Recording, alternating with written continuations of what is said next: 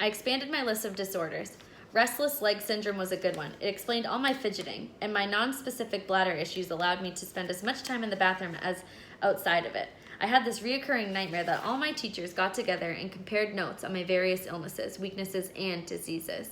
At the end of the dream, an ambulance pulls up to the academy to haul me off to this intensive care. But when the attendant takes off his surgical mask, it isn't a paramedic, it's Dr. Schultz. Then I'd wake up choking and spitting because Beatrice was sleeping on my face. That's the dog. Yes, the Chow Chow was still a fact of life. I should say a fact of life since she totally loved me. Props to Katie. She tried to help out, but every time she even got in the same room with her husband's dog, Beatrice growled her off. And the mutt wanted was me. All the mutt wanted was me. She spent her nights in my bed and her days in my dresser drawer because my scent was on my sheets and clothing, which meant I spent nights and days scratching at itchy dog hair. There wasn't a part of my body the Chow Chow hadn't napped on yet. I should open up for business as a parking lot. I'd make fortune in dog biscuits. I would have to put a stop to it, except that I was beginning to think Brad's mother was right. Beatrice really was sick. Her energy level was absolute zero, and she ate nothing at all, which was amazing because her stomach seemed fatter than ever. Nussbaum's pet snake had more get up and go. When the cold-blooded animals are livelier than the warm-blooded ones, you know you've got a problem. Katie was freaking out. That's his sister. If anything happens to Beatrice, Brad's going to drive his M1 halfway around the world to run me over. Not a good idea, I told her. You're a pretty big speed bump. We don't want to owe the Marines a new tank. Poor Katie. Her belly was expanding. Her ankles were thickening, and her varicose veins looked more like a road map every day. She's very pregnant. She was almost as big as a mess as Beatrice, except that Katie hadn't started peeing on the floor. That unpleasant surprise came in the mutt has got to go, I howled, hopping on the steps, pulling off my soggy sock. My dad grinned at me from the front hall. Is that how you support our troops, by evicting their pets? I don't want to live in Chow Chow's toilet, I complained. He laughed appreciatively. Good thing you went to charm school before you got picked for the academy. Even Dad cut me a little slack these days. No wonder the gifted kids were different. They lived in a bubble. I'm going to pick up a new carpet steamer on my way to work this morning. Change your socks. I'll give you a ride. Outside, my eyes were drawn to the new bumper sticker on my dad's car. Proud parent of an honors student at the Academy for Scholastic Distinction. I'm not an honors student. I managed understatement of the year. I just go there. He was unperturbed. Everybody's an honor student at that place. It's an honor just to walk in the door.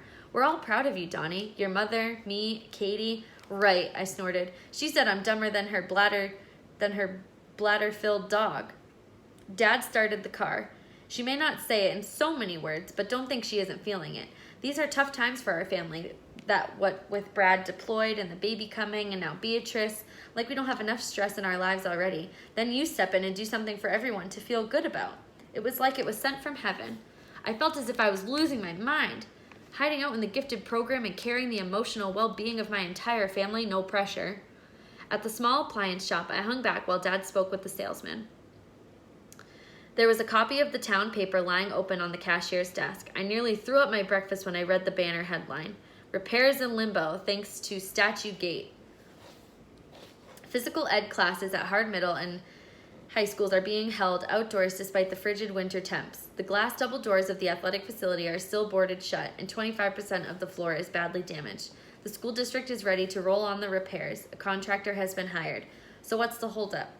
The Parthenon Insurance Group is refusing to pay, arguing that the damage was caused by engineering negligence in the statue of Atlas, a portion of which rolled down the hill, smashing into the buildings. The offending object, Atlas's globe of the world and heavens, all 400 pounds of it, was affixed by a single bolt, which was corroded over the years.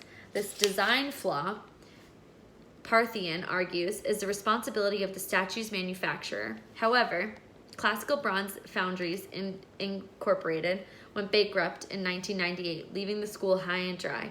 The Hardcastle Middle School has filed suit against Parthenon, but the case is likely going to drag on for years, according to Superintendent Schultz. In the meantime, the phys ed program is out in the cold. All varsity basketball home games have to be relocated, and even the middle school's annual Valentine dance will take place elsewhere. Dr. Schultz holds out little hope for an early resolution unless he can track down a person of interest in the case. Yikes. If the insurance group company stiffed the school district, would this person of interest have to pick up the tab? It wasn't my fault Schultz cheaped out and bought a bum statue from a company that went bankrupt. Classical bronze foundries probably tried to save a few bucks on bolts and had to pay it all back 100 times over in lawsuits. But I'll bet our superintendent was the only genius who put his atlas at the top of a hill overlooking a breakable gym. With a sinking heart, I watched Dad haggle the salesman, trying to save every penny. We weren't poor, but money was tight, especially with an extra mouth to feed, Katie, and a baby on the way. The good thing about Beatrice's hunger strike was that we weren't blowing a fortune on dog food. There was no way we could afford to fix a busted gym. It didn't take Noah Euclid or Abigail Lee to do that math. I got to the academy earlier than usual, which gave me some much-needed extra time to work on my science project. Abigail's was entitled The Abiotic Synthesis of Organic Compounds. Chloe's had something to do with the wave-particle duality of light, whatever that is.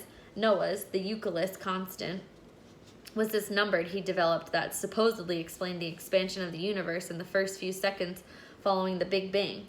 Mine was called Chow Chows, a special breed.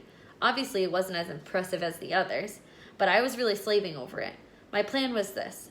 I was never going to outscience the academy kids, but I could give it the personal touch. Hey, if I was stuck being hospice nurse to a dying dog, at least I should get a project out of it. I had photographs and sound recordings of barking and microscope slides of fur and drool samples. If I loaded up enough, Mr. Holman would have to give me a decent grade on sheer volume.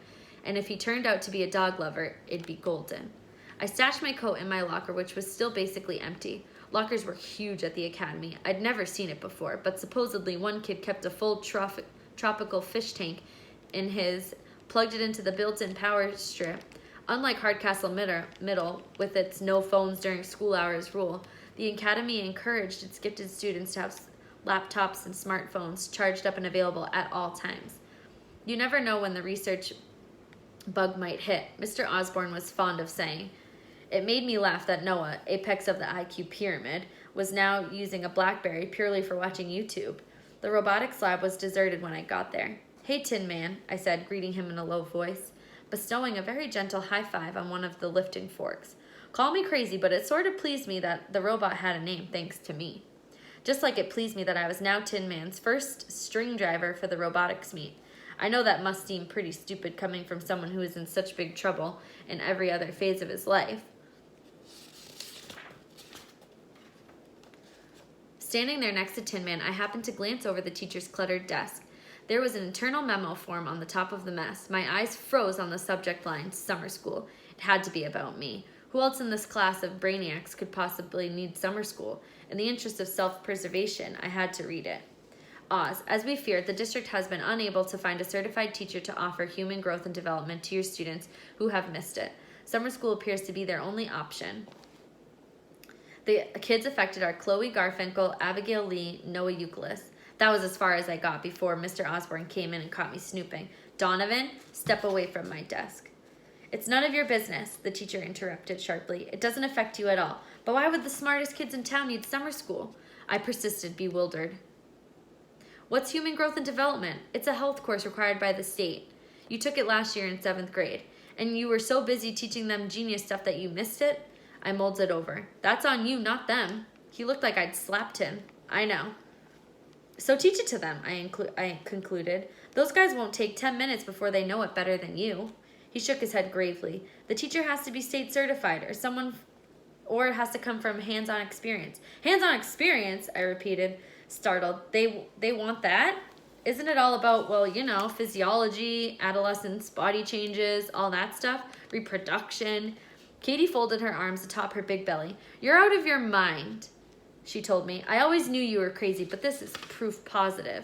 Don't be like that, I wheedled. It won't cost you anything except a few trips to the school. Come on, you should really just come and teach human growth and development. I can help you. You have to do this for me, please. No way, Donnie, not in a million years. I'm not crawling into a petri dish for you or anybody. I sighed. Well, okay. I feel sorry for Brad, though. She was weary. What does Brad have to do with it? You know, she would... Well... Oh, that's the end of the chapter. Perfect. All right, my friends. I'll see you later.